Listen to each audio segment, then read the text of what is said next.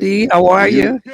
I'm fine. BK, nothing but Knicks. When Sim passed the assist, you know that it's #1 show that breaks down the game. If you can't play defense, stay out my way. Dribble the ball, come down the lane. 5 seconds on the shot clock. Who gon' win us the game? You wanna hear Nick updates and trade rumors? Post-game reviews, this the place to tune in. So tell a friend just to keep the ball moving. Like the page if you feeling the movement.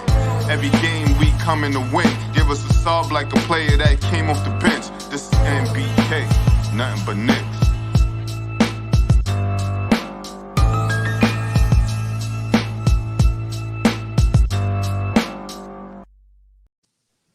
Knicks family, what's poppin'? It's your boy. And ladies and gentlemen, I am at Atmosphere Audio with my man Darley. We got Tony Crow, we got Steph, we got Ron from Still Knicks Fans. And ladies and gentlemen, we're going to get popping, breaking down the preseason and giving some predictions for the regular season. And we have a special guest in the building, ladies and gentlemen. We have Mr. Chuck D with us this evening, who's going to break down the Knicks season and give us a season preview. Chuck, it is a pleasure to have you on the platform. Thank you very much for being here. Man, thank you for having me on Nothing But Knicks. Like I said, I catch a lot of you. You know, I'm over in the Mosh over at Knicks Fan TV, and I come on right on to Nothing But Knicks to check y'all out. And I check y'all out for the pre-show a lot to set up the game. So I'll be spending a lot of time before and after the game. So it's an honor, and I know we've been talking for a minute, Sim, and peace out to, Ron, Steph, Tony, and let's get it on. Yeah, let's get it, man. Tony, before we get in and start breaking it down, anything you want to say before we, just say what's up to everybody? First off, Chuck D, appreciate you joining us. Thank you for that. And as always, shout out to the chat, shout out to the panel, and go back it's time. Steph? Yeah, shout out to the chat, the panel. Special shout out to Chuck D. Appreciate you being with us today and all that you do in the community. Appreciate you. Appreciate you. Thank you. Yeah, and Ron. As always, appreciate you guys having me. It's a pleasure to finally meet the one and only Chuck D. Still Knicks fans, we here. Shout out to my co-host John, who couldn't be here with us, but I know he's gonna be jealous. Tell John dinner on me. So let's get right into it. The Knicks went 4-0 over the preseason. Right? 4-0 over the preseason, and a couple of numbers here that I want to point out. Points per game over the preseason, 116.3 points per game. Right, that is 4th in the league. 3-point shooting, 38.4% from the 3-point line, and that's 3rd in the league. And they took 41 attempts.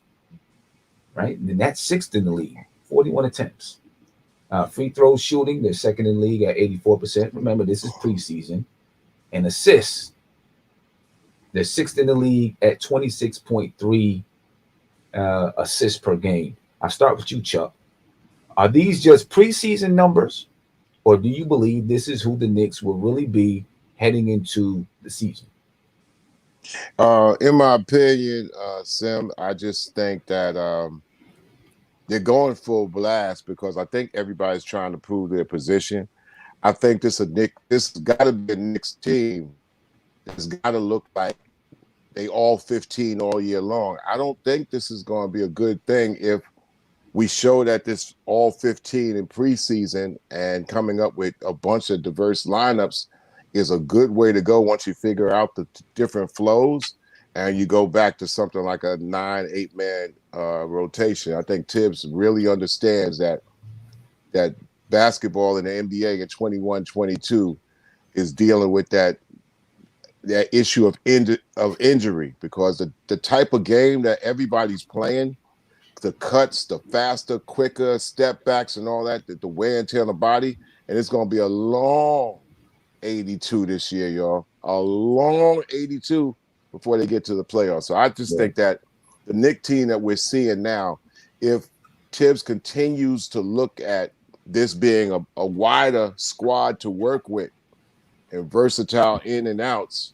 I think this is the team. And I'm not even looking at the 4-0 record. I'm looking at how he used the 15 people. And he wasn't really 15, but he had Jericho come in when Mitch just came back. Nerlens going to come back. It's going to be a challenge. It's going to be a challenge for a lot of coaches in the league to try to figure out how they, not look at an 8, 9-man, 10-man rotation and expand it up into 14 and 15 people. That's a new style of coaching, I think. Yeah, that is. And I mean, I don't know if Tibbs is that guy to really expand. To really, I mean, do you think he's that guy to expand his roster? He seems, he's pretty. Tibbs is really stuck in his ways. We in trouble if he doesn't, because this year is imminent to be long and injurious. Yeah. Before we get to the playoff, before there's a playoff, I'm not even saying we, but before there's a playoffs, this season going to be wear and tear on a lot of players because the game is just faster, hectic, brutal, a lot of wear and tear on the lower extremities. Mm-hmm. So I think this is a year where it's a Tibbs test. We know people are good in the old school way, but this is a new style mixed with the old way. So with me not talking further, I think that the way that this 4-0 thing happened with a lot of enthusiasm, and enthusiasm wears thin. I think the first 10 games of the season, we can't lose hope. Let's say if the Knicks go 3-7 the first 10, we can't start saying, and getting all crazy. Matter of fact, the first 25, if we're like 12, if we're like 14 and 11, we can't get crazy like this is a system that can't be found out and figure out how to work that 15.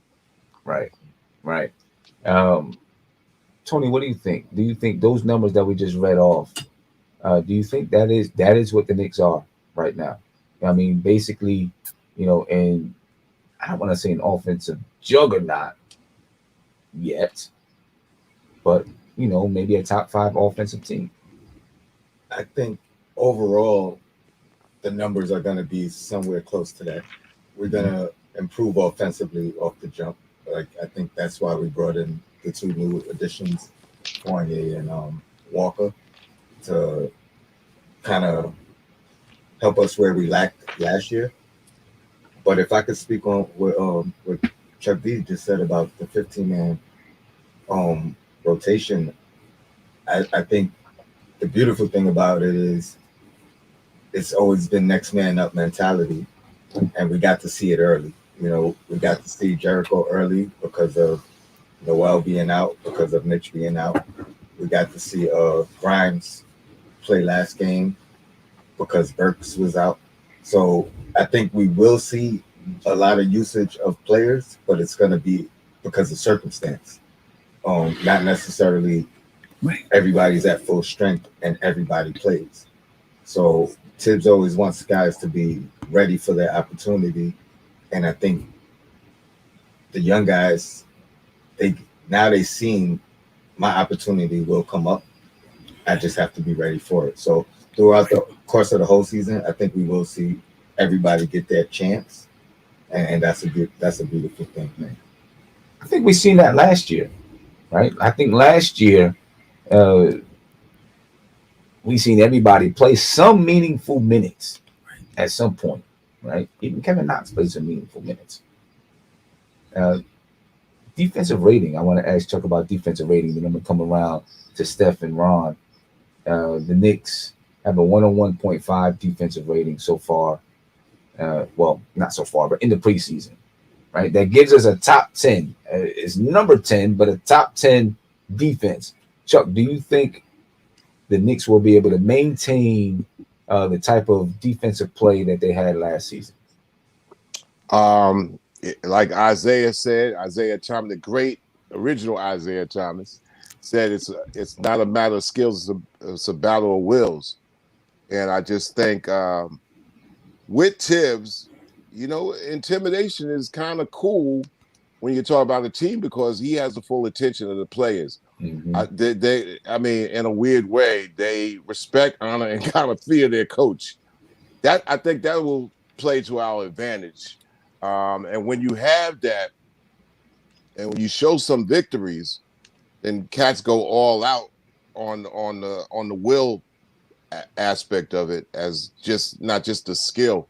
So I think that will go a long way. Then again, like I said earlier, is if you could spread it, the wear and tear amongst a full roster, a real full roster, and not have a short rotation when you're wearing them in the ground.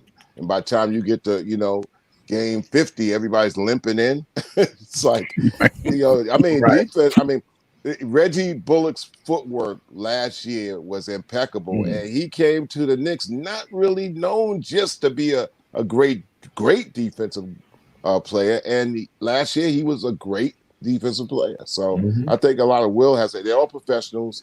They all have great training and great coaching and great the same teaching systems. But I think when it comes down to defense, it's a collective thing. It's a team thing, communication wise. And then they got to put their athletic body to the test, keeping up with the great, offensive players and rules that's on the other side. Yeah. I think you're right. And I think Tom Thibodeau, as far as, playing it, he spoke about it a bunch of times in his press conferences. Team defense. It's got to be a team defensive thing. Getting Mitch back I was really happy to see that he came back last game. Hopefully we can get Nerlens Noel back, because I think they're going to be essential when you talk about, Kemba's, maybe not as fast as he was, a few years back. He's, been having knee issues and things. We may have some trouble keeping guards out the paint, from the wing position and from the point guard position. And having Mitch and Nerlens Noel back there as erasers, I think is going to be critical to the team defense. Yeah, and also stopping the gap, before a person always get further into the paint, because that defense inside the perimeter is important too. The mid-range defense is important. That it was a anomaly when Trae Young was getting right to the hoop with those little floaters, and that wouldn't have happened with a combination of Mitch and Noel, and then you got that, if you could stop that player even from getting past that foul line. Yeah, definitely. That's a great point. Having that team defense that can help in Steph, if they do break down Kemba or Rose or Quickly or whoever it is, get inside that foul line area, having those helpers come in is critical. Do you think we have those helpers, and do you think this defense can remain a top 10 defense? I hope so, Sam. I was very encouraged the first two games. I was less encouraged after yesterday's game. I think when we did the Queen's Court, I think they were third or something like that. Now we 10 after, with two more games. Listen, I'm more interested in what's the net difference between our offense and defense. I think our defense may drop a little bit. We said that. But our offense will, should pick it up some. I think Mitch and Noel will be back there as erasers, but we also have to make sure they don't get into foul trouble either. And as far as Chuck D's talk about that mid-range defense, I agree. But what I notice a lot is that those guys are really keyed on their, who they're guarding on the wing. They don't commit a lot when somebody drives. I mean, they may just go like 1 inch in that direction. Like, it's like they're really afraid of really fully committing, stopping the drive, and leaving their guy open. So when the guy's driving from the top of the key, the player's driving from the top of the key, they're pretty much on their own, until they get to that back line where Mitch and Noel. So I hope we can stay in the top 10. I'm really concerned about our point of attack, our perimeter defense, guys getting in the key and just wrecking havoc. Because think about Trae Young. First of all, every option is available to him off the pick and roll. He can execute it all. Once he gets past his guy, though, it's on. So the wing options are there. The alley-oop, option is there. We really got to have somebody that can make it difficult for him getting into the key. And it was hard for us last year. It's going to be even harder this year, in my opinion. Ron, what do you think, Ron? I tell you, I'm with Steph. Last night's game was kind of eye-opening. I mean, if you look at how they've been playing the preseason so far, the defense they've been keeping teams right around their traditional mark, 105 or less. However, that last game, I knew the Wizards were going to come out and play hard, and I thought Beal was going to get off, but I didn't know that Beal might have been dealing with some type of injury. But the fact that they allowed this guy Nito, I mean, he was cooking Kemba. So that scares me a little bit. I still think that the Knicks will probably be one of the top defenses in the league. Top 10. They're going to have to do some work. It can be done easily because Thibodeau's a great defensive mind, and he can figure out ways to kind of disguise their defensive ineptitude. But because Kemba is definitely someone you kind of have to figure out how to hide. I had mentioned in the past that I thought Kemba could just funnel the defense to the help on whatever side, and then someone's going to clean up after him. But, that all is going to take some time. Watching Mitch come back into the fold last night, knowing that he's still trying to get in game shape, you could see that they were still able to drive into the lane and punish us off the boards as well. So it's going to take some time. But I think once Mitch gets up to game speed, we get Nerlens Noel back. The rim protection is real. And then Jericho, if he's a part of the team in a big way, if he starts to learn more of the defensive principles and can become a shot blocker, yeah, they can easily get back to that same type of defensive potency that they had last year. Would love, if we can have that type of defensive potency, like you said, Ron, that type of defensive potency in a top 10 offense, and there's a lot of things that we can do.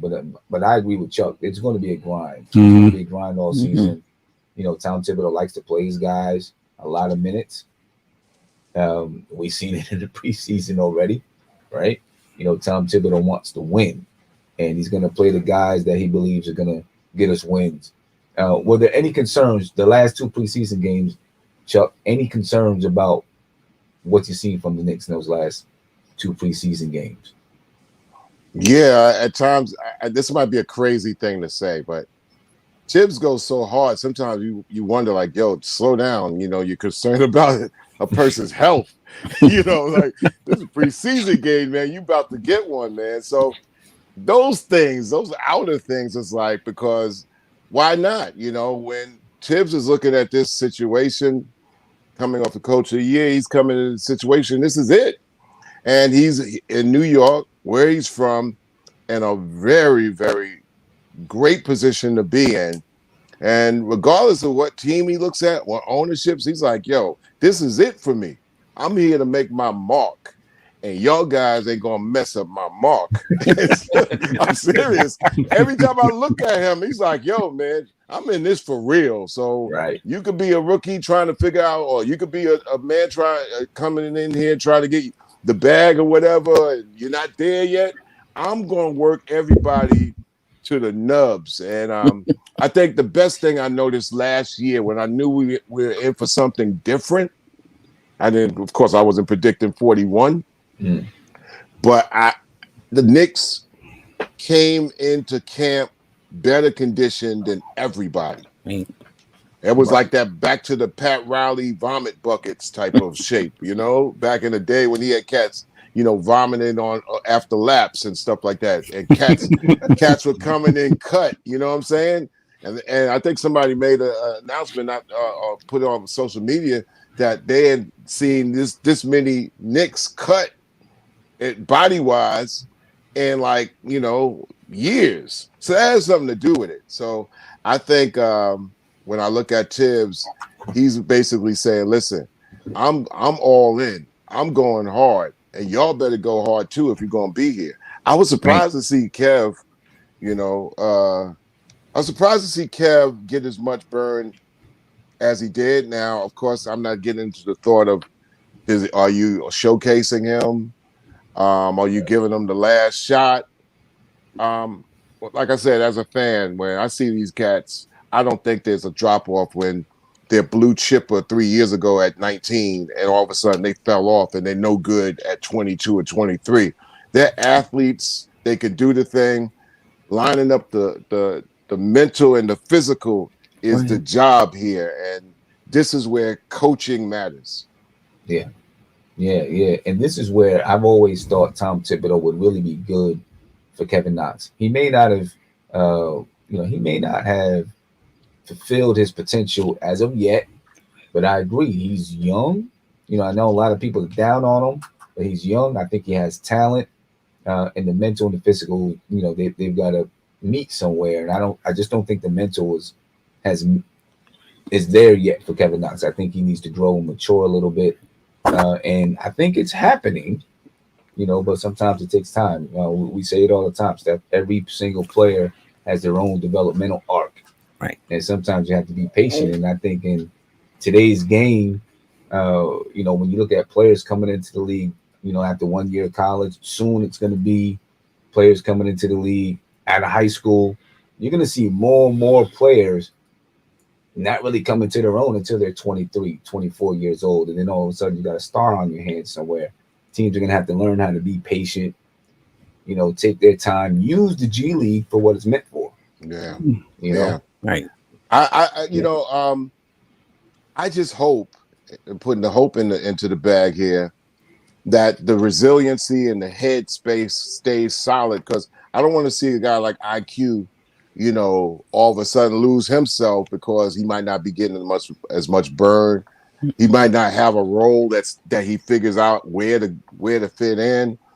And it's easy for young players to get discouraged at 21, 22, especially if they had a bright beginning. Like even Kev had like a little bit of a spark beginning, right? And then he hit a cliff. So I don't, I fear that this year too. Or we might lose IQ if he doesn't. His head is important here, right? Yeah, definitely. Can I say something? To that, when Grimes played, and somebody brought this up on the post game last night. Grimes can shoot like Quickly can shoot, and he plays better defense. So let's not be surprised, because like you said, Chuck D, Tibbs is on another level. He's already in midseason form. Win or bust. You can either play the way I want you to play, or you can't. Period. We're not pulling people along, except for Obi. I thought in the first season, he gave him minutes that you can argue he didn't earn. But I wouldn't be surprised if Grimes is in there over Quickly. He can shoot. He plays better defense. Now, granted, I think IQ's defense has gotten much better this season. But if that does happen, will IQ, start to lose confidence if he's losing time to somebody like Grimes? I hope not. He doesn't seem to be that type of player, but it's possible. Yeah. Chime in real quick. Yeah. I just, again, playing off of what you said, Chuck, about Tibbs.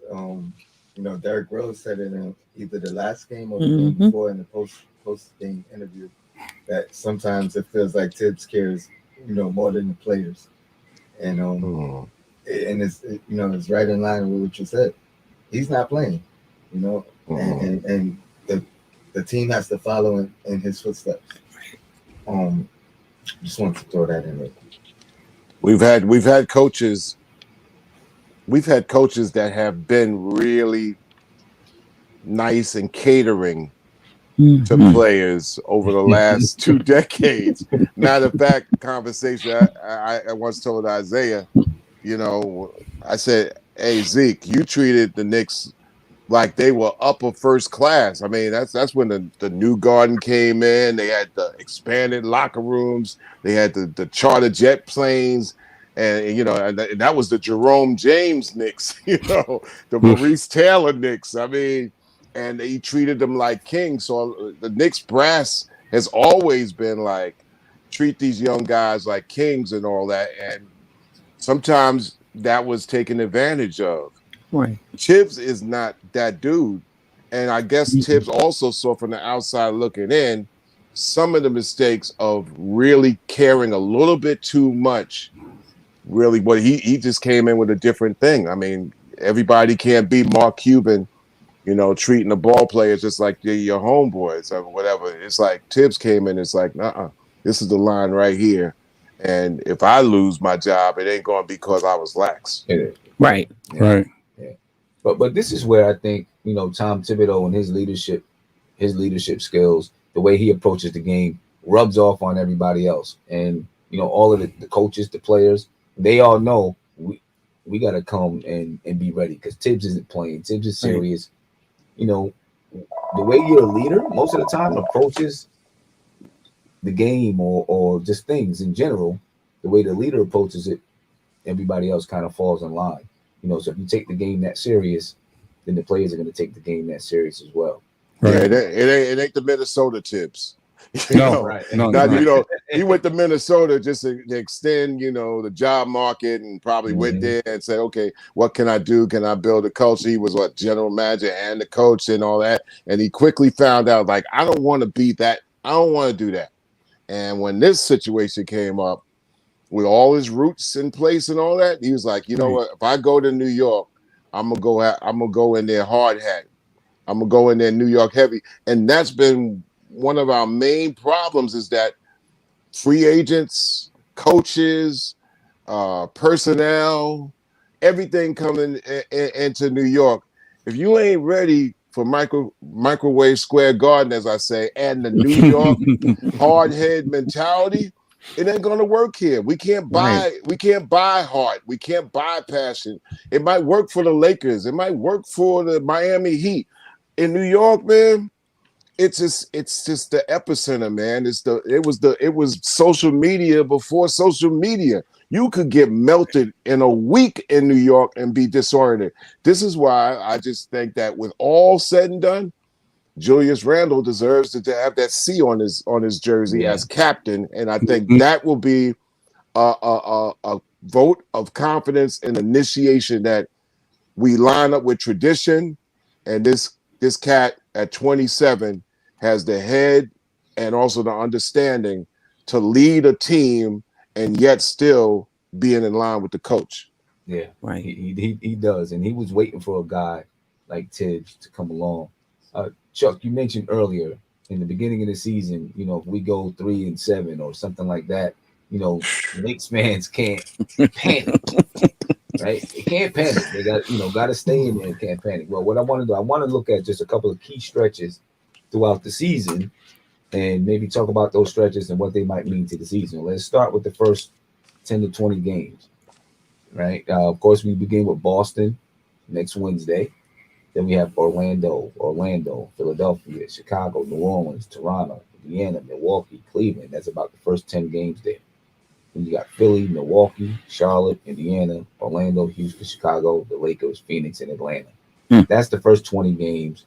We play some playoff teams. Boston's a playoff team. Philadelphia, maybe Chicago, maybe Indiana, Milwaukee, Philadelphia again, Milwaukee again, maybe Charlotte, the Lakers, Phoenix. Milwaukee, who everybody is trying to pretend didn't happen last year. Right. And just hating on Giannis. Right. And also they seem to, kind of like push Toronto like they really didn't win a chip either. And it was only because of Kawhi. So, I mean, it's funny how when you actually do win, cats is looking the other way and trying to say, well, they only won because of. So, yeah, they're all going to come hard this year. They all going to come hard. I think our advantages, not to cut you off just really quick, our advantages is that we have stability, and a lot of teams got new coaches and new young players, so they're all over the place for the top for the first 20 games. I think that's our advantage. Yeah. They are all over the place. Philadelphia, they don't know what's going on. Boston, they've got a new coach. They're trying to figure some things out. Got a couple of new players in the lineup, so they're figuring some things out. Teams like LA, they got a whole new squad over there in LA. So there's definitely some teams figuring it out. But what do you think, just looking at the preseason so far, what do you think the Knicks have done, can do in this first 20 games? Do you expect them to maybe be 500? Do you think they might struggle a little bit as they get used to each other? Or, what do you think? Conditioning gets us 10 wins. So I think we're better conditioned than a lot of teams. It gets us 10 wins, and as well as the continuity and the communication and the belief on in an atmosphere doesn't happen a long time now. It's, sometimes teams could get 3 years of a belief system and then it falls off, like Pat Riley says, the disease of me. You know what I'm saying? But right now we're in the middle of it. People believe, they're deferring. It's a love fest. So I just think that gets us 10 wins right there. The other 5 wins will be to the grit and nub of it, based on will, passion, and then the new skilled players that we have. Hey, personally, the end of the preseason, I thought the Knicks won the last game before we won it. We didn't even have to win that game, and we won to show that we could. Right. And so the last play was irrelevant to me. To me, I thought that was called a ego chip. But I think it was an ego chip, man. It was like, why? I'd have been better off like, okay, give it to Grimes or see if Obi can hit the game winner. And we already won the game. Even if we lost, we won. So a lot of cats don't understand when I tell them that. I'm like, so that was a big – last night was a culture game. And the culture game, I think, gets us 10 to 12 wins because we have a culture that we could point at and say, that's real.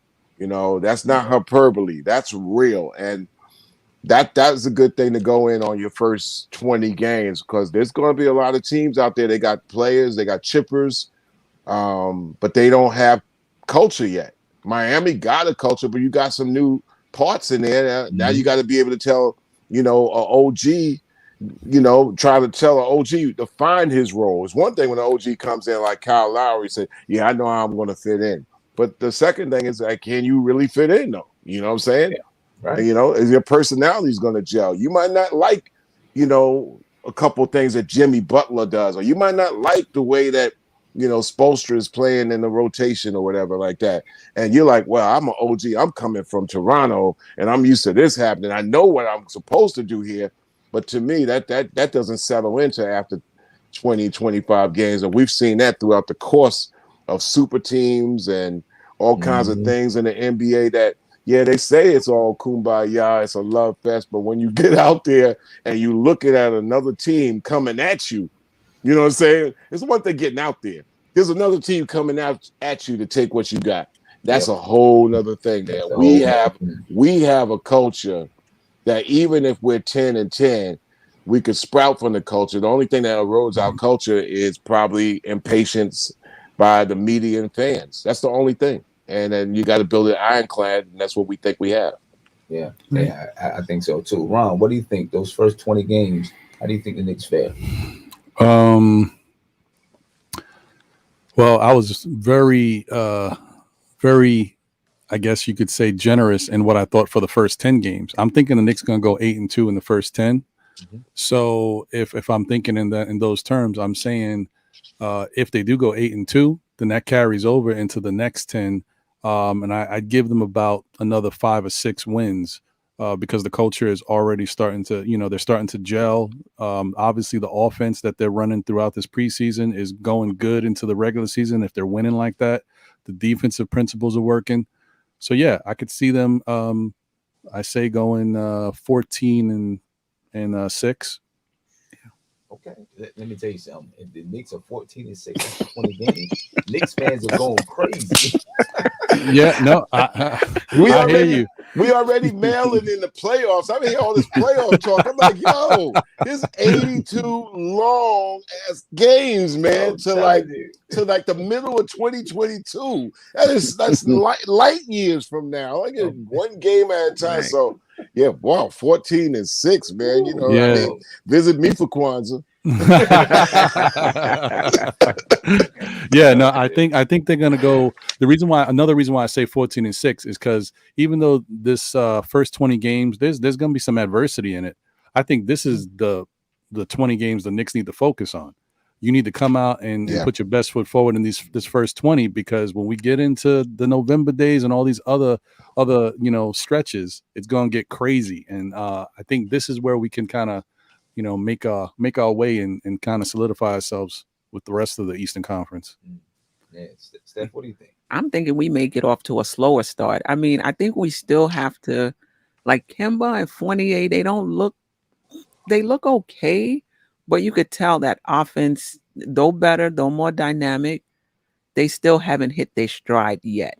And I think the first part of the season, the first 20 games, it'll take. So if the Knicks are 12-8, I'm okay. I think as the season goes on, the Knicks are going to win more. Like if you take 10 game chunks, they might be, I don't know, 4-6, but the next 10, maybe they 5-5. The next 10 after that, they're going to get, more wins as they become, learn to play together.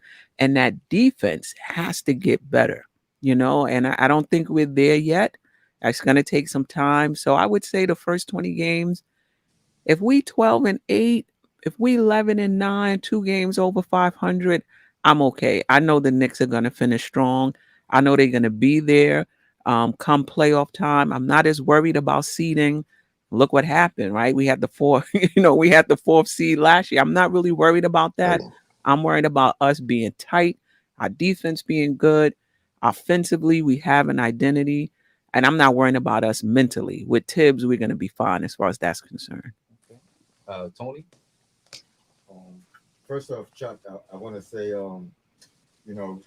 acting like teams that won the championship and not giving them credit, that's nothing new. They did it with the bad boy Pistons. Yeah. They forget to mention them all the time in that era. So I did want to point that out. First 20 games, I'm with Ron. I'm gonna say 14-6. I agree with you too, Steph, that we haven't seen the best of Kemba yet. We haven't seen the best of Fournier yet. They're still learning. Right. But Tibbs, man, he's not afraid to sit anybody. He's gonna win with the guys that's giving you the effort, that's giving you the defense. Right. That's one of the things it's just preseason, but that's one of the things we've seen in preseason. 2 of these wins, they weren't easy, but we fought through them and we made it happen. And he's going to focus on defense first. So I think with the majority of the camaraderie or, guys that are already used to playing with each other, I think that'll get us 10 of those wins off jump. And then the effort and that grinded out mentality and not ever giving up. We was down, 18, 19 points last game. Yeah. And fought our way back, chipped our way back and got the win. I think that's going to continue to be a trend for us. So I'm going to say 14-6 to start. Wow. And then we'll see where we go from there when the schedule gets Yeah. Go ahead, Chuck. No, I'm just saying 14-6. One thing if that happens, you want to talk about the Chicago Fire? This is the second Chicago Fire. The Bulls fans will burn United Center down because you got Tibbs, Taj, and D Rose. And they got Lonzo and DeRozan and stuff like that. They'll be scratching their heads like, what is going on? Tibbs, Taj, D Rose, and a 14-6 Knicks squad. Yeah, right. Chuck, you don't know how many Knicks fans we get, or converted Knicks fans we get, call up the show from Chicago. So, I used to be a Chicago. I'm a Knicks fan now. All the time. They turned the leaf over. Come Knicks fans. Yo, I'm telling you, listen, if Joaquin was still around, Noah still would have been a Knick. Right? Noah would have still been a Knick. He would have been like the 14th man. Yeah, I think he was calling him instead of Pele, right? Wasn't they calling him instead of Pele? It's like, listen, we got to reach out to Noah and see if he come up in here. Right. I think this is the last season of us paying him $6 million. Wow. Get him in the building. Do something. Do something. Could I just add one quick thing, Sim? Yeah. And another thing I just want to touch on really quickly, and which goes into another reason why I think the Knicks can win 14 games and have 6 losses in the first 20. If you look at last night's game, I've been seeing a lot of stuff going crazy around, like the haters out there saying, oh man, Knicks came back, Julius hit the shot, but Beal was on the bench, Dinwiddie was on the bench, Montrezl Harrell was on the bench. You know what? let's look at the starting five we throw out there. Taj Gibson was on the bench. Kemba Walker was on the bench. Evan Fournier was on the bench. And we still came back and beat them because that's how deep the team is. Going back to my point, this probably is going to be one of the best benches, if not the best bench in all of basketball. And that's going to carry them and give them some wins going down the stretch where other teams are going to fold when it gets dicey and serious, and you get on those runs that you can't sustain. That's where the Knicks, have that strength that I think is going to lead them. So, next man up is real. If we got that next man up mentality, man, we're gonna be really looking good. That's the Golden State Warriors of 2014 when they were like, you know what, it's a full squad, next man up, and of course they had Steph and they had Thompson just developing into his stardom, and Draymond coming, but they had that mentality off the heels of Mark Jackson going in the Kerr of next man up, and we would play a collective defense, and nobody ever talks about the collective defense that Warrior team had, and they just used Bogut at that time as those dudes were like kind of like out of the league, and they used cats and pieced them out. David Lee is the David Lee era was ending over there, but he was the guy that also was a part of that. Well, we could use your skill set up in here in this belief of next man next. Next man up, and I think we got that right now. Yeah. Well, I'm happy to hear that because Curry was not a good defensive player, so maybe I'm feeling a little better about Kemba because they was able to do that. That's a good point. Yeah, we'll need that. Yeah. Let me ask a question. Like, another thing I hope doesn't discourage Knicks or fans, and we know we're in the analytic era and data is everything. But I hope, and also Julius and Kemba, I hope we don't get caught up in the numbers thing, because the collective teamwork and the ferment by a Julius and a Kemba, and to have the numbers balanced out, I think that's a measurement of where we hope that the heads stay right. Numbers are going to go down the better that we get, and if that understanding is like, oh yeah, well, Julius' numbers dropped, but we started winning more, and he wasn't the predictable last option like he was last year. I hope we keep that understanding. You know what? I'm not sure. You go these chat like maybe not RJ, but when maybe not Randall, but for RJ, people are like, oh, we're going to know RJ took the next step if he's our second leading scorer, if he's averaging 20 points. And I'm saying to myself, RJ Barrett can score the same amount of points he's always been scoring. He can even score less. Yeah. But if he's playing defense and he's, making it tougher for that offensive wing player on the other team, he's doing that for us, which Bullock used to do.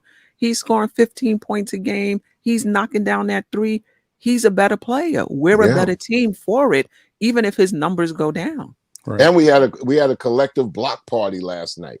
Yes. It wasn't just like, Alcin or Mitch down there. It's like Obi was like, get that out of here. RJ was like, get that out of there. That's important too, when you have your other players also intimidating around the basket. Right. Yeah, exactly. I'm really hoping that we come out strong in these first 20, because I'm afraid of the schedule that we have beginning in February.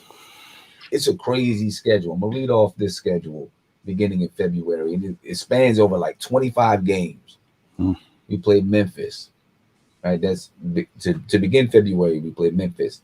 Then we go on a 5-game road trip. We play the Lakers, Utah, Denver, Golden State, and Portland. Then we're back home. We play OKC. Then we play Brooklyn, Miami, Philadelphia at home. Then we go to Philadelphia. Then we play Phoenix, the Clippers, and Sacramento. Right? And then we have Sacramento. Oh, I'm sorry, I said Sacramento. Then we have Dallas. Memphis, Brooklyn, Portland, the Wizards, Utah, Atlanta, Charlotte, and Miami. Sim, And every that- game scares me, man. Every game scares me. Right. Every from day one, every game. Boston scares me. Wednesday, man. I'm like, Yeah. Oh yeah, they scared me on Wednesday too, right? But that's a tough stretch. Wow. Those 25 games. I mean, maybe two teams are not potential playoff teams. OKC and Sacramento. Right. Every other team is a potential playoff team. parody. Yes, that is a lot of parity. Yeah, and that's a good thing for the league, right? That's a good thing for the league. But that stretch scares me, and that stretch ends in the end of March. It ends March 25th. You know, and then we got 1, 2, 3, 4, 5, 6, 7, 8, like 8 or 9 games to finish out the season. Could that stretch, Tony, be a make or break stretch for the next season? This is why I really think we need that.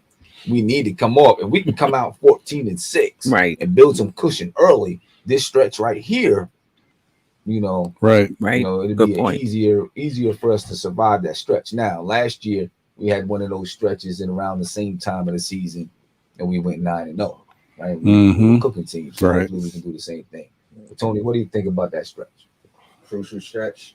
I agree 100%. I think that's why we have to start off early and you know, surprise some teams out the gate. And it's not going to be easy because teams are prepared. They know what we did last year, and they're going to be ready for that, or you know, expecting to try to stop that early. But yeah, I agree. I think that's the most crucial stretch of the season. It could be a make or break stretch of the season. But I think if nothing else, we'll be prepared for it. You know, Tibbs, you know, we hear that from the players all the time. Tibbs has us prepared for every team. He has us prepared for every game. So it's gonna be a rough stretch, but I think we'll be ready and ready to you know, take on that challenge. Okay. Steph, what do you think about that stretch? It's brutal. It sounds brutal. Like you said, it's only two teams that may not make the playoffs. They're Sacramento, you know, who knows, and OKC, you know, probably not. Every other game, the Knicks have to be on point.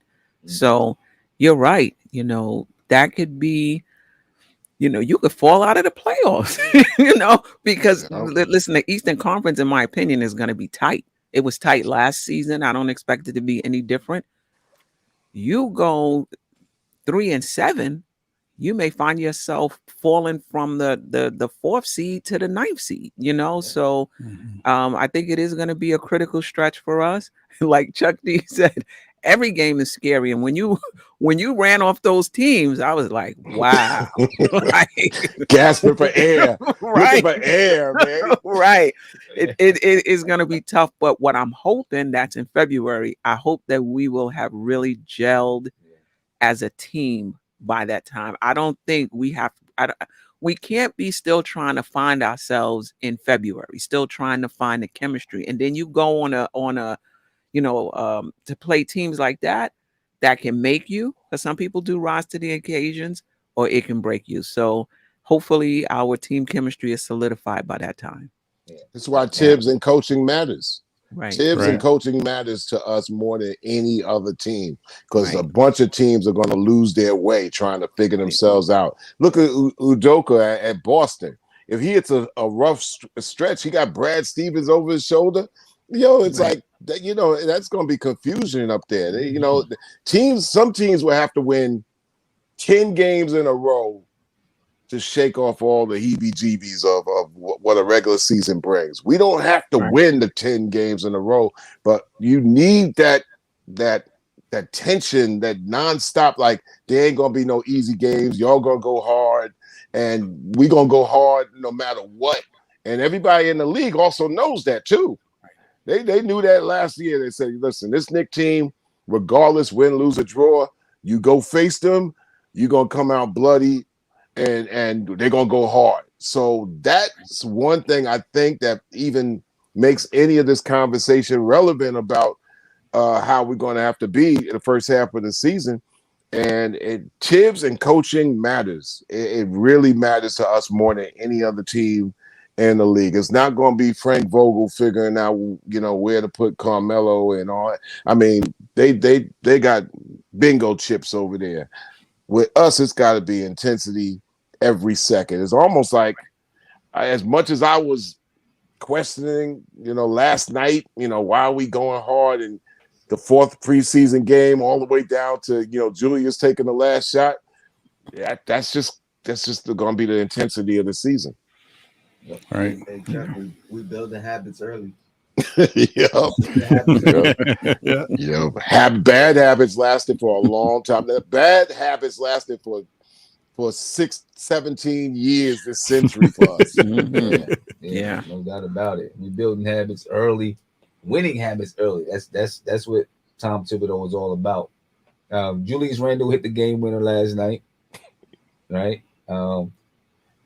I know Chuck said, he would like to see Grimes or somebody, but I think Randle might have needed that because last year, that was one of the things that people talked about last year is he can't hit the game winner. He can't bring it home. He can't hit it in the clutch. Right. You know what I'm saying? For him to hit it, maybe, this is, a sign that, okay, Randle's taking another step. Right. Chuck, do you think he can take another step, Randle, this season? And what's he need to do? What would be taking another step for Julius Randle? The right decision, deferring and not taking it personally if somebody else, ends up if he gets to be the captain, which I think should be the next step for him by the team. You're captain, which means win, lose, or draw, man. Yes, it's on you, but your mind on leading that team is like, make the right play. Make sure that the end is the right play. I'm sorry. I still got Melo nightmares from 5-6 years ago. And he's the best in the game on ISO. And at the end of the game, it was a lot. Remember, y'all? It was a lot of games. Yeah. And at the end of the game, we could, chance to chip it out. And who's going to get the ball? Melo. One-on-one. ISO play. And we didn't win a lot of those games. And so he was the best at it. So I don't believe, if you're not Mike Jordan, you got to figure out how to be surprising. And even Mike Jordan, I keep thinking, I have flashbacks of when they had that double nickel and then shot that pass to Bill Whittington. Right. That's got to be Julius Randle. It's like, you can dead us, but this is a turning point on him, and that's why I just think it's not going to be based on numbers. I think the worst thing that ever happened if everybody comes down on Julius, if we get a losing streak and he don't get numbers and stuff like that. And I think right now it's a headspace type of thing. Right. Yeah. Right. I remember that game so vividly, that double nickel game, man. I was sitting with, couple of my best friends, and one of them was a Bulls fan, and he kept saying the whole game, even though Jordan was scoring, for some reason he felt like he wasn't doing what he's supposed to do, and he's like, he's not as good anymore, this and that. And I was just quiet because I knew. I'm thinking, I'm like, Jordan. This is Jordan. Like, what is he talking about? And then, he comes down and, who was it that he passed it to? Oh, for the Bill Whittington. Yeah. Bill Whittington. And I was like, yeah, Jordan does it to us every time. Chuck, I don't wear Jordans to this day. I don't even wear Nike to this day. I can't do it. I'll tell you one thing, right? And I know y'all can relate to this very clear. Jordan is the only player, right? And I've said this a lot of times and got the laughs out of it. He's the only player that when, for example, the stretch when they took him out of the game, it was like we had to stock up as many points as possible, man. Right. It's like, and then when Jordan came on the sideline and the camera shot him, it was like your dad, your parents coming home and they pulling up the driveway. It's like, damn, Exactly. That's Michael Jordan. That's the fear of Michael Jordan. I ain't never been another ball player like that. No. They're like, oh, damn, here comes Jordan. Damn. How many we up by? That ain't enough. Whatever it was, that ain't enough. Not enough, man. It's not enough. How much time is left? Right. Yeah. Yeah. So Steph, that we hope that Julius Randle gets a little bit of that in him somewhere. Hopefully. Yeah, Yeah. definitely. Steph, what do you think? Julius Randle, what can he do this season? Can he take another step? What is that step for you? Yeah, I mean, I agree with Chuck. Is mental. You know, it's not going to be in the numbers. It's going to be, you got to actually watch the game, each and every game, to see how Randall progresses, to see if he's actually progressing, right? So it's his decision making. How efficient is he? Is he picking his spots? You know, the great ones, they know they can get their shot anytime. They don't feel like they have to dominate the ball all the time unless they need to. They can let others get theirs because they know I can get my shot at any time. Is he comfortable enough and confident enough in his game to do that? Let them play. You know, and he did that against Detroit. You know, he was just one of the many. You know, Right. he didn't really stand out at all. Fourth quarter came, he stood out. And that's what the great ones do. So hopefully he'll get some of that. And as I've always said, we got to see him in the playoffs. You know, that's how you're going to really know also if he's grown as well, his decision making in the playoffs. And how about this, Steph? You know, if you're a captain, right? Let's say the last play went to somebody else and they missed a shot. Do you, in your spirit, say, well, he just missed a shot, we'll do that again? No shame on me. This is what it was, as opposed to like, well, you know what? Next time it's gonna be with me, and we're gonna finish it out. Those little small little details keep that chemistry. It's like, all right, we deferred over there, we went for it, we lost it. That doesn't mean the next game we keep coming back to me and I'm gonna prove that we made a wrong decision there. It's like we made the right decision, we just missed it. If we don't go to me again, we you know, now if you don't go to me at all, there might be a problem down the line if we are losing streak. But it's that unpredictability, I think, that's got to be there with the confidence that, yeah, I can nail you, but you know, we got other ways to win. Right. You got to make the best play. The best play is make the best play. And that doesn't always mean that you're going to shoot the ball. Yeah. Right. Hopefully, Brandon, I think he understands that. It seems like he understands that. But, you know, being, you know, when you're young, you know, you feel like you want to make a name for yourself, but he's getting older, just had another kid. You know so Sim, so that last play last night, right? Was that for I should say the shine, the ego game where I'm gonna cap this off and show y'all, or was it something where like that was the right play? Because a lot of people say that was the right play because he put Stafford in the box. But I mean, you know, if he saw somebody cutting, would he actually, made that pass? No, you don't think so? but check it out. I did see that. I did see that James Harden dribble going on. Yeah, and I was like, oh, he's trying to show something. I think in that situation, he being that the game was tied. I think it was no pressure. No pressure. You know what I mean? It was I'm gonna get the shot off. I like the fact that he went to his mid-range rather than shooting a three. I think last year he would have went for three, even though there was no sense in doing that. I definitely think he's learned from last year, where he had maybe 3-4 game-winning opportunities in a 5 or 6 game stretch, and really didn't come through. And I also think other guys got some opportunities after that 4 or 5 game stretch. I did want to mention something about the Melo situation and that comparison. Do you remember the game where he made the right play? He gave it to Jared Jeffries down low. And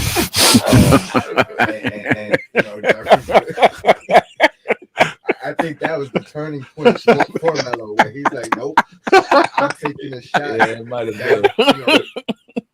No matter what. Because he caught a lot of flack for that. Yeah. And I was about to say, sometimes fans, the media, we kind of create that because with LeBron, all of the time you hear, how come he didn't take the shot? How come he didn't take the shot? And he's like, well, I made the right play. Sometimes the fans do that. I'm just hoping Julius Randle can be like, you know what? whatever, I'm going to make the right play. You know, because Melo made the right play. He did, and Woodson told him that. Like Melo was mad. Like I should have shot it. And, that's Melo's going to say that. Melo's going to say I should have shot it. He's gonna. That's Melo. Melo's career is like, I shoot the ball. That's what I do. Right. That's what I do. But I was going to say, I think the call was made correctly. I think especially with a tie game, because in my mind, all I'm thinking about, this is great. I couldn't be more happier because it's a tie game. Listen, if he hits the shot, we win. If he misses the shot, there's no time left. We go to overtime. We have a chance to win.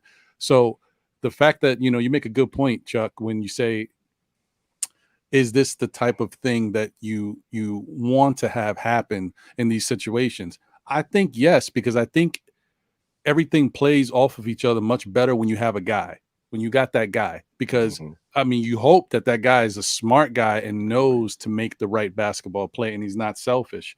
But think of how much better they are knowing that, Randall is the type of guy, he's got his own go-to moves. That little, cross between the legs, the little one dribble step back, that's automatic most of the time. Yeah, he can miss it here and there, but it's a good shot. But if you give him that opportunity, the defense is going to key on him. And in some cases, they're going to overcommit. Now, this is when he's got to make the right play, but you give yourself the situation that they might double team him and that leaves somebody open. Hopefully it's the right guy. But I think that puts us in a good position because when you got some of those teams that don't have a go-to guy, it could be anybody who just is lucky enough to have the ball at that time. It's not necessarily a great way to play because anything can happen. There's no rhyme or reason as to who's got the ball, who's going to take the shot. At least this, you could play off of it. You could use it to your advantage. Just to ask a question, speaking of a right time, do you think at that particular time in the closing seconds, right, will we ever see a Kemba, or we're always going to see Derrick Rose, or will we see a combination of both? That's a good question. Listen, if we going off that Kemba's defense yesterday, I don't see him closing a game. I don't see him closing a game. Steph, does that affect him? Does that affect him where he knows, like, I'm not closing, I'm not the man? I mean, I hope that he understands that he's a very important, necessary piece for us. The minute that he thinks beyond that, right, throws our thing out of whack, because D Rose he understands where he's at. Right. And D Rose is lethal, man, at 25 minutes. Right. Because I think Tibbs is giving him like gas exercise. Like he gassed him last night. Right. Right. But he ain't gonna be gassed all season at 25 minutes. And if Kemba gives 20 minutes and D Rose gives 20, 23 or whatever minutes going on, man. Right. We good. We good. And if Kemba understands that, and man, we'll love him to death, man. If he don't understand it, we in trouble because D Rose is going to be getting gassed. Yeah. But listen, the fact that it's D Rose, I think Kemba's going to have the respect for D Rose. 24 minutes apiece. That's 48 minutes. You know what I mean? And he knows who Derrick Rose is. He's seen what he's done throughout the league. Granted, he's not the same Derrick Rose, but we've seen what he did last year as well. So he might as well. He better. He better with time. But this is my concern. Can Kemba handle getting less minutes than that? I know. Tibbs getting his bag and you not playing defense. He doesn't really care who you are. He's not going to be like, oh, well, he's supposed to get 24. He's supposed to get 24. You're not playing defense. Derrick Rose might get 30. But you know what? Kemba is getting that Alfred Payton position where if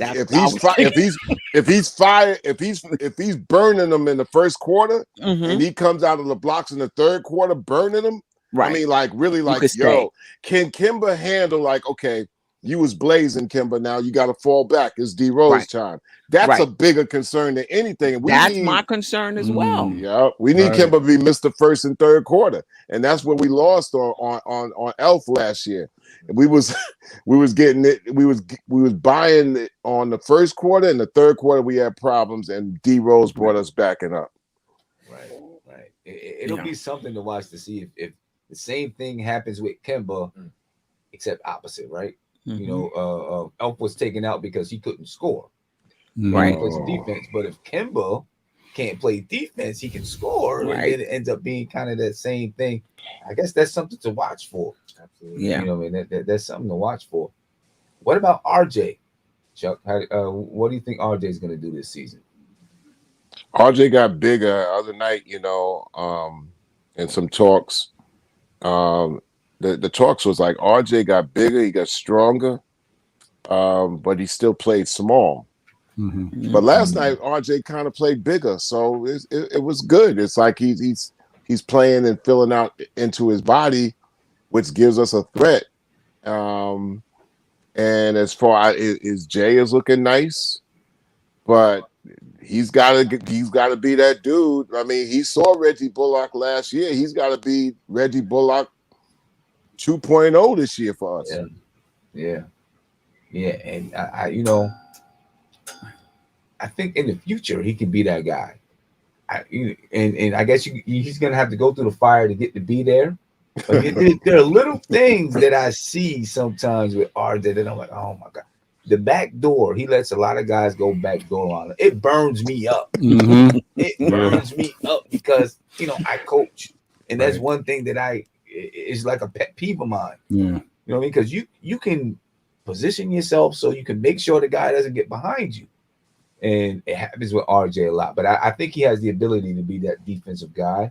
I do get concerned with him having to chase guys like he played great against Bradley Beal. I have to chase shooting guards. I get concerned. Right. You know, I don't know if he has that kind of speed, but if he learns how to use angles and things like that, and that comes with experience, right. You know, maybe he can be that guy for us. We need one. Right. We definitely do. Yeah. Yeah, I don't know. Well, are y'all happy with his jumper?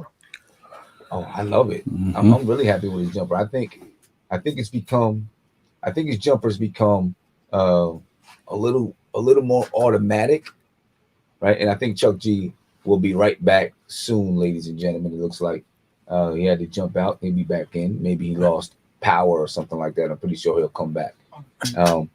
But Chuck just asked us about RJ's jumper, right? And I think that RJ's jumper is it looks a little more automatic. Right? It looks like he's catching it on his toes and is ready to, you know, catch it on his toes and ready to release. You know, last year it was like he would catch it and then he'd have to kind of aim. Yeah. And then he'd be ready to release it. This year it's a little bit more fluid, like catch and release, catch and release. And I think that's going to help him in more than one way. You know, not just being a spot-up shooter, but being able to come off screens. I've seen him come off a screen. I don't remember what game it was in the preseason, but he came off the screen, boom, caught it, up in the air, shooting it, right? So I'm really happy with the way his jumper's coming along. As a matter of fact, it's to the point when he pulls a three, corner three, any wing three, I feel pretty comfortable that it's going in whenever he releases it. Yeah. Pull up three. Yeah, pull up. Ooh.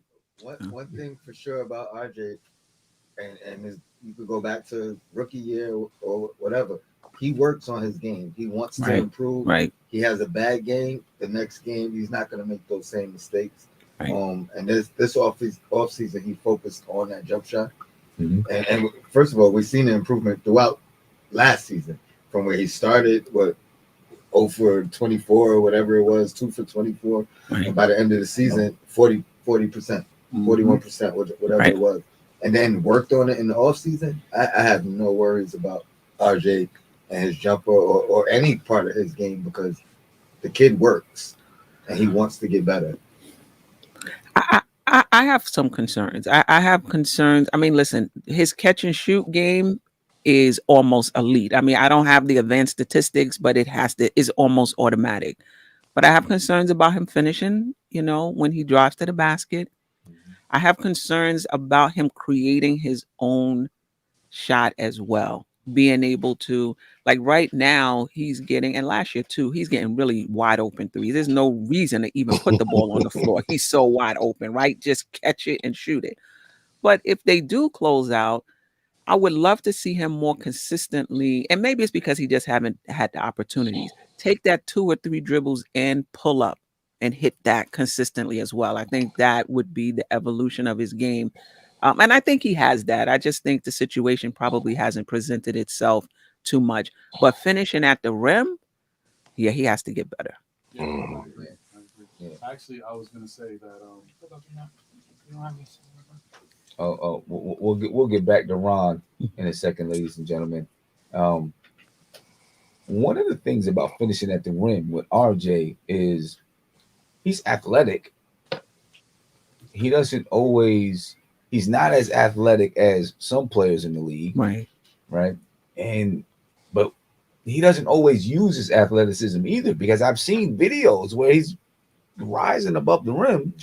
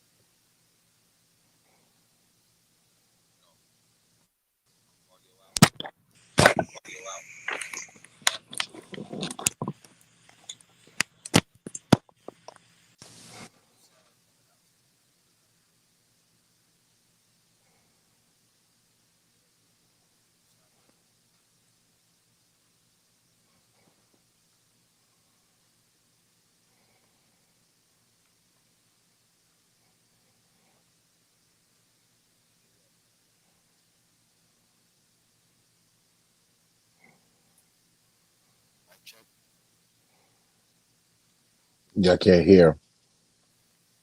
But my audio went out, I guess.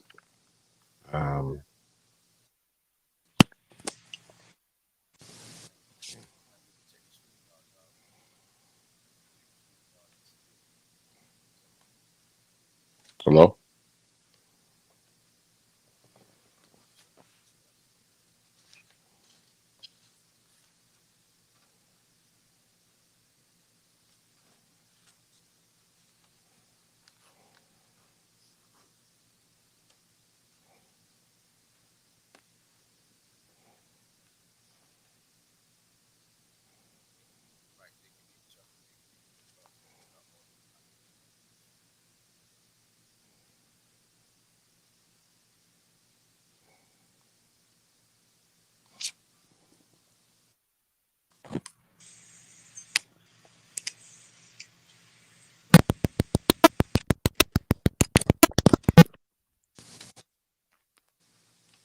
Hello?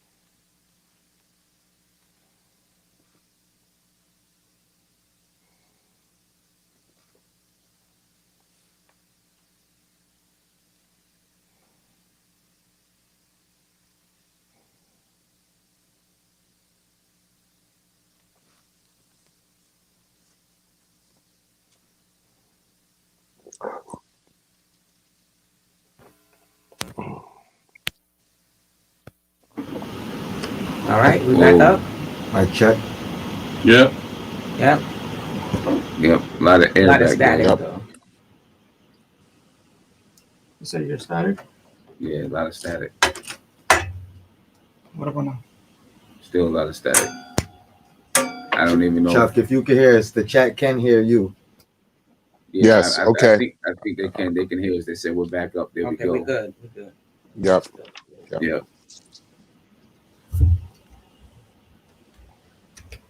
So it looks like we gotta All right. Well, while he's working on that, we'll continue to go. What I was asking Chuck is, do you think that are you concerned at all about RJ's ability to score at the rim? Everybody is. I don't know what exercise and drill that you have to take, and I mean the little clunkers, man. I mean, I don't know what that is. I mean, it's almost like sometimes RJ is like his face is in the rim. You know what I'm saying? Right. I mean, it's I don't I think maybe growing into your body. I don't know what that is. I mean, it or maybe too, not able to slow down everything before you right at the rim. He gets to the rim. I mean, look, that same type thing was helping. That was happening all last year with Elfrid Payton. Right. Elfrid Payton would break down the D, get Mhm. to the rim, put his face in the basket, and miss the shot. It's like, oh, dude. So I don't know what that is. Maybe it's just the luck of the draw. I don't know, but Yeah. he gets there, right? He gets there, and I think maybe it's learning his body with that power, the speed, the finesse. When it all comes together, it's gonna be beast mode, man. And so maybe he picks that up. I think that it's all about the balance and offense. So if he's able to give out and really seriously turn into a Scottie Pippen like on defense, I think the offense will have its things that find itself. But that's when I look at RJ. Can he become a Scottie Pippen type player for us? And if he does that, look out. And I don't know who's showing him any tapes, but that would be awesome. But, Yeah. I mean, yeah. yeah. If he can become that Scottie Pippen type of guy, and I think he has it. I think he has it. You know, Definitely has it. he has the mentality. Um, I think he has the basketball IQ. Now can Julius Randle be the Michael Jordan to a Scottie Pippen? Can we get two Scottie Pippens? Yeah, okay. Hey Chuck, I got a question for you.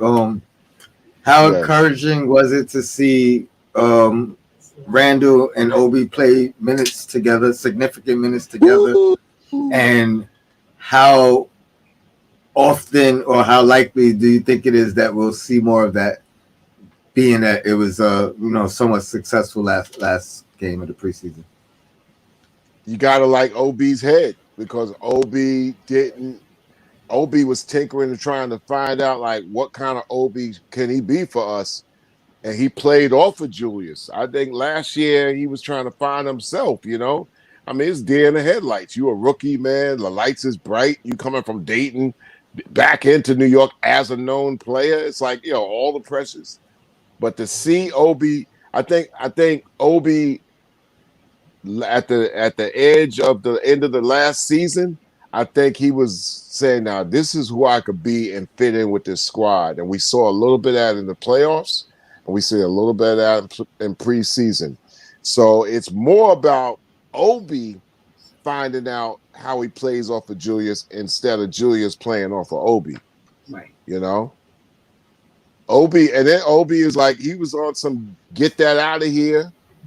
Also, he's defensively, one of those vipers, man. It's like, I mean, also the Knicks got some athletes that collectively on defense, they could suck the air out of the building, man. If they really will it to happen. Right. And Obi is one of those surprises, like, defensively, he's like getting in the way. And the big talk, not just to speed up the thing, I got a couple minutes left, is like everybody was trying to come at big Mitch versus little Mitch, big Mitch versus skinny Mitch. I'm like, these ball players, they're gonna work it off. They're gonna figure out what their body is, as long as he don't break no bones. You know what I'm saying? Right. I think the biggest thing, one of the things that people don't talk about Mitch is the havoc that he causes on offense. he's an offense. Yeah, the space that he makes for Julius, it's just like, and his body is all over the place. So he's in the passing lanes. He's like a alley-oop threat from the wing.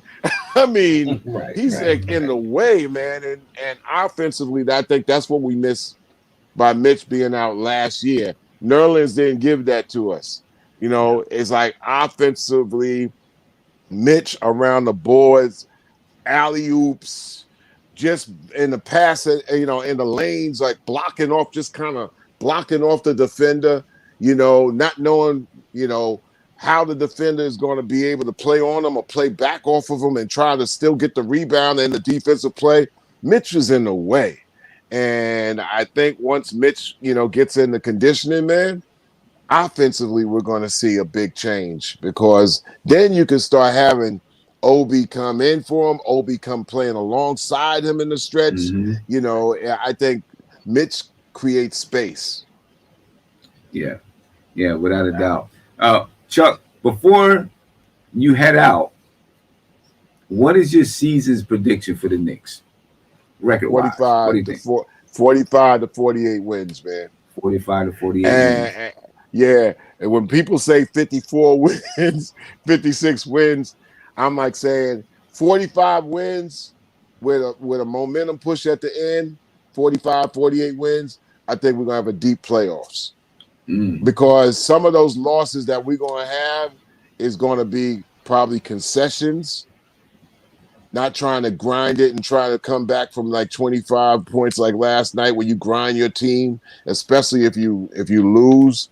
So I just think that getting in there, and I know every game counts because you need home court advantage too. So I just think for some reason a 46-47 Knicks squad goes deeper in the playoffs because it gets stronger as we go.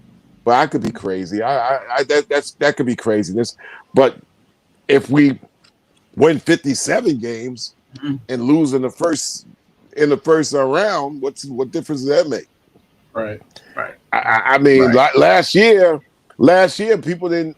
A lot of people didn't see the signs. Atlanta's last game against us, they was handing it to us. There was no way to stop Trae Young, and then Trae Young, Pele fell on him. And remember, Trae was killing us, man.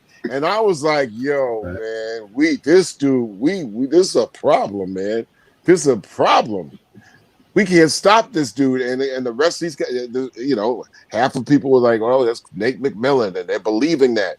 But I was like, man, and then Pele fell on Trae Young, and he was out of the game, and we pulled that game out. But I was like, that's a bad sign. So the beginning, like facing the Hawks, I was like, man, this is a continuation of that game where Trae got injured. We had no answers. Right. Oh yeah, we didn't have Mitch also, and I believe what like people were saying, like if we'd have had a healthy Mitch going against Atlanta, Capella wouldn't have been getting away with that bullish. Nah, Capella wasn't going to get his way with Mitch up in there. Yeah, I agree with that. I feel like having Mitch there changes a lot about that series. So I'm really glad he's back. The question is to everybody in Sim, Mitch's head. What do you think Mitch's head is going to be? Yeah, I know.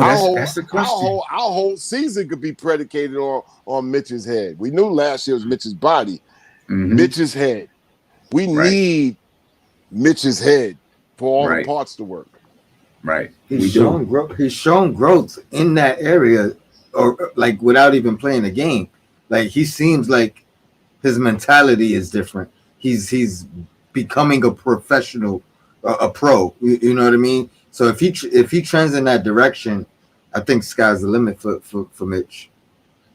Right. Well, hopefully it's just a situation where, like we all see, he hasn't gotten into game shape. He hasn't played since last March. So hopefully everything works in accordance to him catching up to game shape. But if it's one of those things where he gets his game shape in order and then he doesn't feel like, oh, I can't leap the way I used to leap before. I'm not getting to this guy. I'm not doing this. That could definitely get in his head, and he might start to second guess himself, and that'll definitely hurt the Knicks. But I think he'll be fine. Yeah, Yeah, 'cause remember mental. Yeah, I'm sorry, Steph. Go ahead. I'm sorry. No, I was just gonna say, remember he has Kenny Payne and the coaching staff in his ear as well, coaching him up if those things do happen. Right.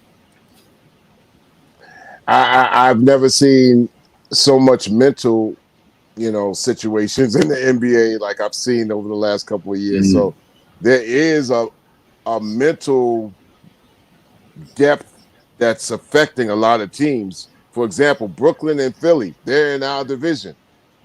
We good if they both got problems. We good, like, okay, Nets, y'all trying to figure out Kyrie, and Philly, y'all trying to figure out Ben Simmons. What would kill us if they traded both of them to each team, and that would be like, oh God, Ben Simmons on the Nets, Kyrie on Philly. Oh God, now, oh damn.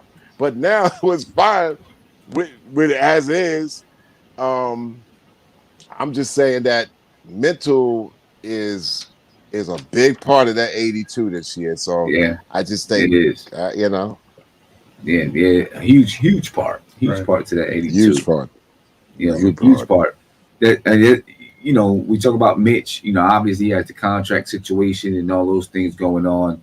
Hopefully mentally he's going to be there. But I think this is where the Knicks kind of have an upper hand.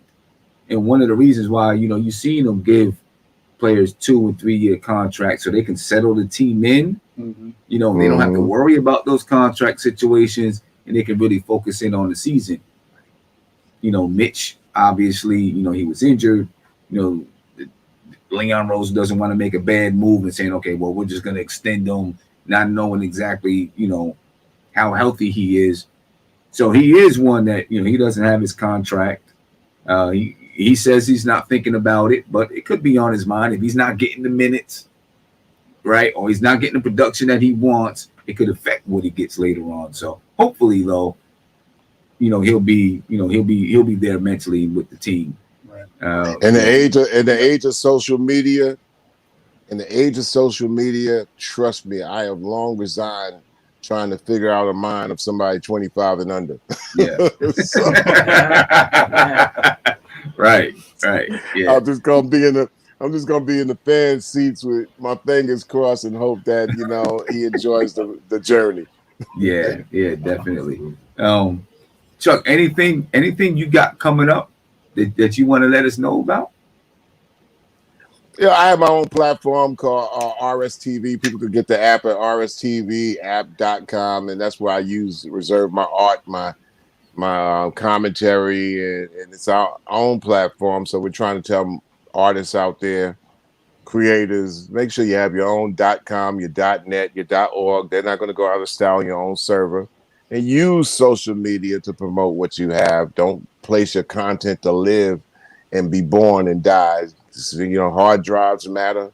Your own .com. You make it, creating your own app matters. And everybody lost their mind last week when Instagram went down. I'm like, well, when the street burns, your crib goes up with it. So I mean, so I'm just like those areas I work in, and I'm in the fan seats. I'm over at the Mosh over there with CP and Nick Fan TV, and I'm always catching you guys as well. So I mean, call me anytime, and it's an honor to be on with y'all. And Sim, I admire you for many years, and it's good to also talk to everybody.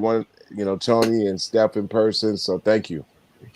Thank you, Chuck. We really appreciate you, and I'll be checking in and trying to get you, come back on whenever you're available. Just talk Knicks and whatever else we come up with. It was an honor to at least put my time in and writing the script and narrating for a Fantastic Voyage, which talks about that you guys, all your creators, especially in Knicks Nation, you guys are the story of the 21-22 year, because what you've done is that you've done what media can't do.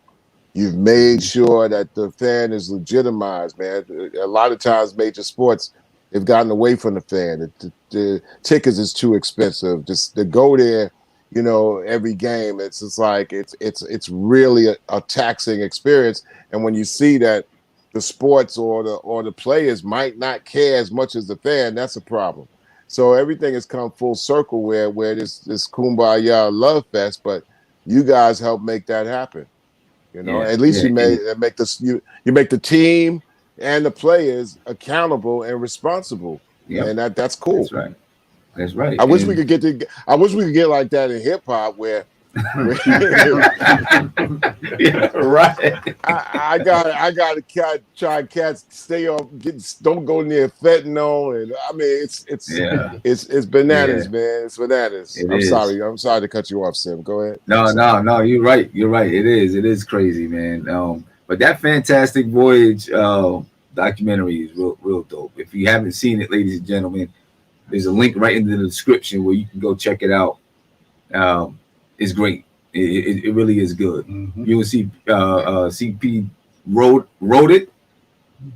We wrote it. Produced wrote it, put it together, and Gianna Garrell, which is my partner on Rap Station TV. We're going to be doing a lot of dialogue and talks, and we learn from all y'all how to use what y'all do in the sports world to try to do it in culture, but we do it at a craft, a very mature way. I mean, it's like that y'all can relate. Like back in the day, before social media mixed all the ages up, there's champagne in the sandbox. You know what I'm saying? we go to places like Brooklyn, Queens, and also Long Island handing out flyers. So you go into this bar, and everybody in there listening to Arthur Prysock on the jukebox, and they looking at you like what is this, young blood? I'm like, well, this is a party we trying to throw up over at the place, and they sit that over there in the jukebox, and really they gave a sign that you don't really belong up in here, man. Everybody in the spot is like 45, 40 and over, and here you 20-something in, bringing in the disco party, whatever. Now, you bring it over there, we got love for you, but you can't stay up in here. So I believe that everybody got their areas, and I'm an OG. I stay in my OG lane, silent, way in the back seats. When I'm asked to talk, then that's when I involve myself into the energy. So that's where I'm at. So that's why I respect what you've done for years, Sam, because I look at Sam and say, there's somebody that remembers. This is somebody that remembers Ken Bannister. You know what I'm saying? right, exactly. Okay, can we get the most? Can we get some doubles out of Rory Sparrow, man? You know what I'm saying? Right. I mean, that's important, man. It's important. So I mean, I just play my part. I just play my part, and whenever I'm asked to actually participate, I find the time. And and Sim asked me like early on, and he said, "Yo, Chuck, circle October 16th." Boom, boom, boom. Here I am. So it's an honor, it's a pleasure without me going and meandering on. Yeah, really appreciate you. Thank you very much, Chuck. Everybody here loves you.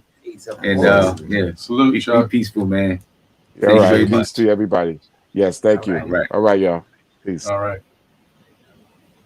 Yeah, I want to finish it up. I want to get you guys' season prediction and what you think is going to happen with the remainder of the season. Ron, I'm gonna start with you. What do you think? Where are we going record wise? What do you think? I'm thinking since we got a first, full season in a little while, I'm going with 50 wins and 32 losses. So I'm thinking we could hit that 50 mark. I think the continuity, the consistency that Thibodeau demands and expects is something that this Knicks team can put out there because, let's not, we've already mentioned it, but let's not forget about it. The continuity is there. This team is basically the same team from last year. We've got a couple new pieces that can help us out and I guess deal with the deficiencies that we had in the playoffs with the shooting and ball movement and playmaking ability. And I think we've addressed that. There's a little bit of a defensive lapse there with certain guys in the team, but this team is not built on individual defense; it's built on team defense. So we should be fine. I think 50 wins, 32 losses, headed into the playoffs, maybe the 4th or 5th seed. Okay, all right, Steph, what do you think? Yeah, I'm gonna keep it real simple. 50 if Kemba plays 24 minutes, and Kemba is Kemba. If Kemba is not available because of injury or defense, and Tibbs is not playing him, and he's playing like 18 minutes a game, 19 minutes a game, I just don't think our ceiling is as high, honestly. And in a situation like that, I'm going to say 45 wins, maybe fifth, sixth seed.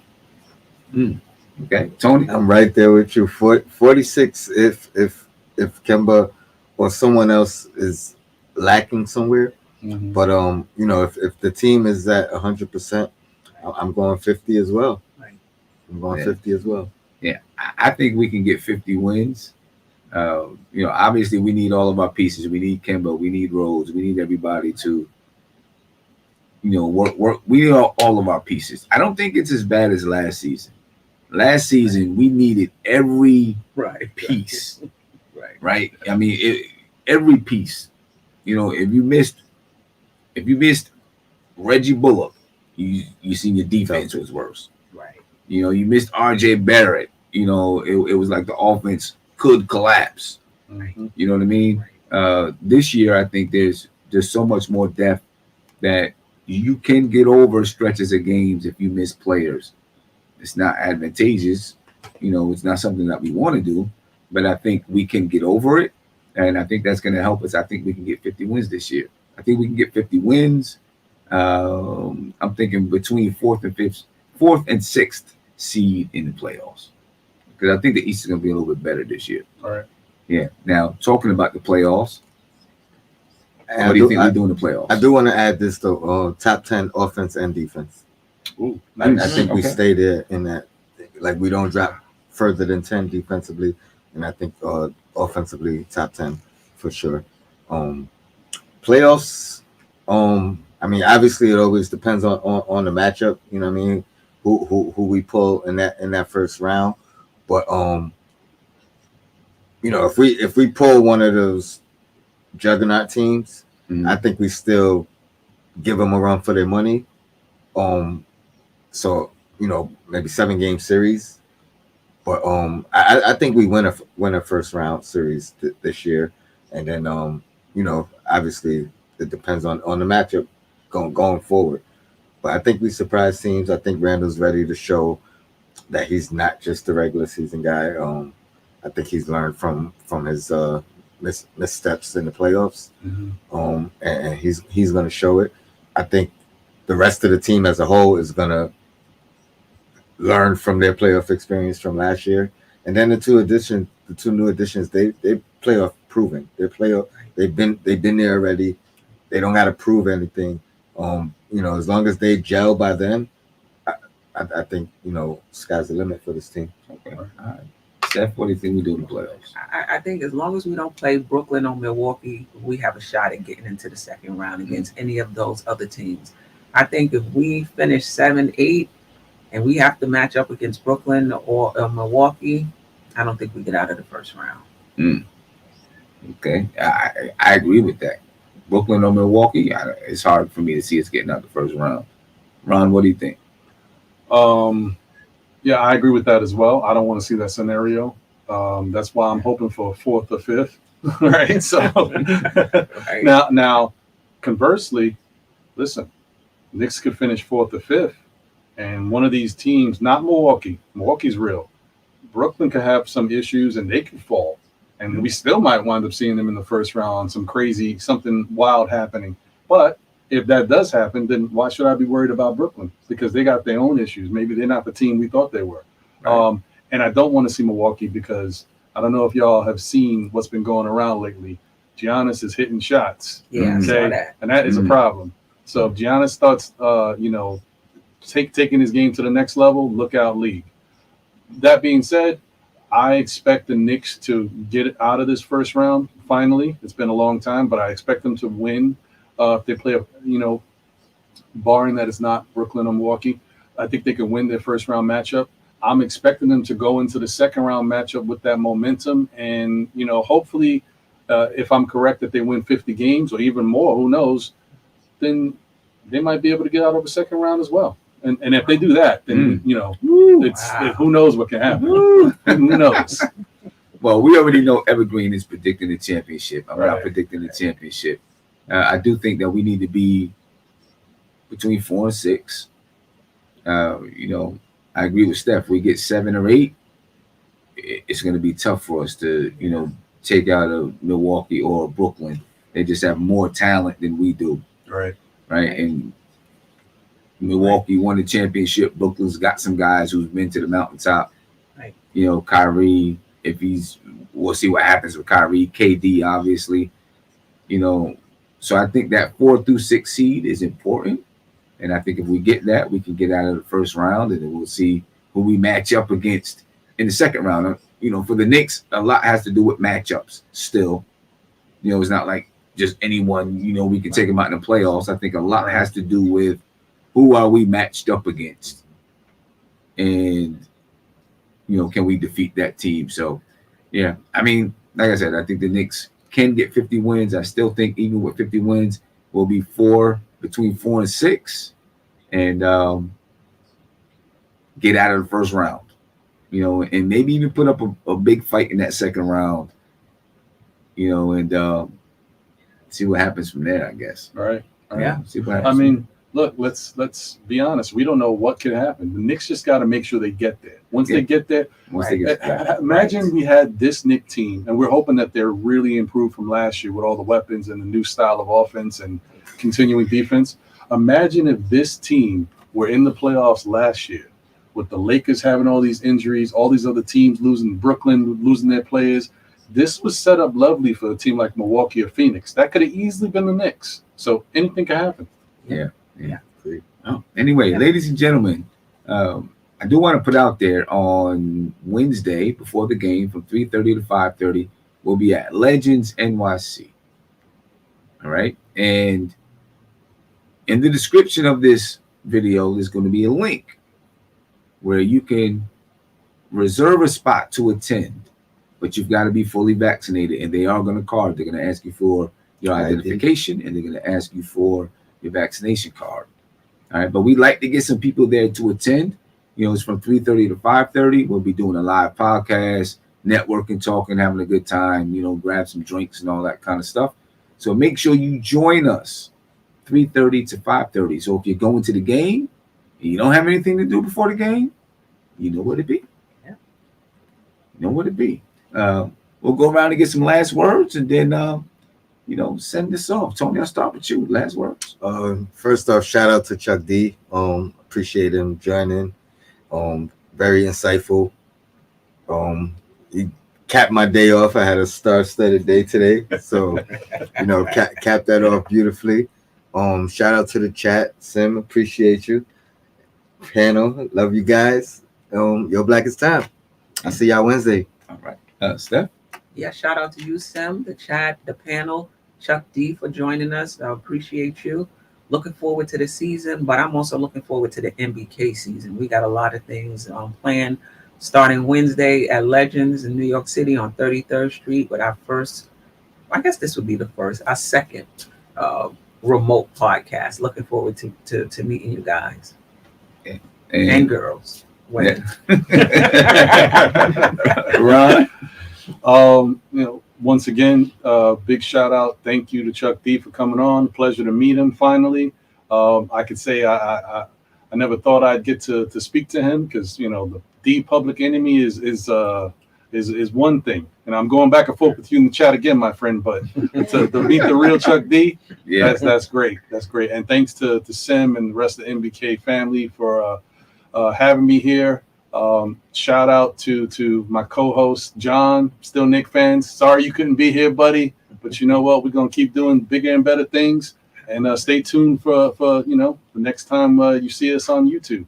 Yeah, no doubt about it.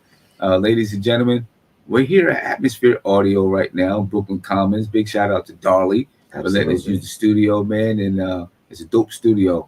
You guys need to come by and check it out. We'll have some information in the description of this video too, so you can go by and check that out.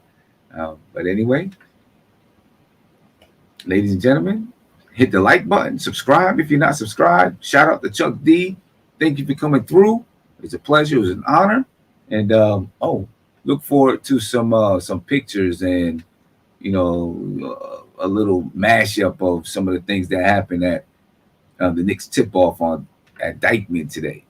So look forward to that coming at you pretty soon, ladies and gentlemen. Shout out to Julito too. Yeah, Julito. Give a shout out to Julito, man. He was dropping some buckets today. He dropped some buckets today. He did. He dropped some buckets today. And the blue team won. Yes, He sir. dropped some buckets today. Ladies and gentlemen, appreciate you guys, man. Spread love. Peace. This is NBK, nothing but Knicks. When Sim passed the assist, you know that it's #1 show that breaks down the game. If you can't play defense, stay out my way. Dribble the ball, come down the lane. 5 seconds on the shot clock, who gon' win us the game? You wanna hear Nick updates and trade rumors? Post-game reviews, this the place you tune in. So tell a friend just to keep the ball moving. Like the page if you feeling the movement. Every game we coming to win. Give us a sub like a player that came off the bench. This is NBK, nothing but Knicks.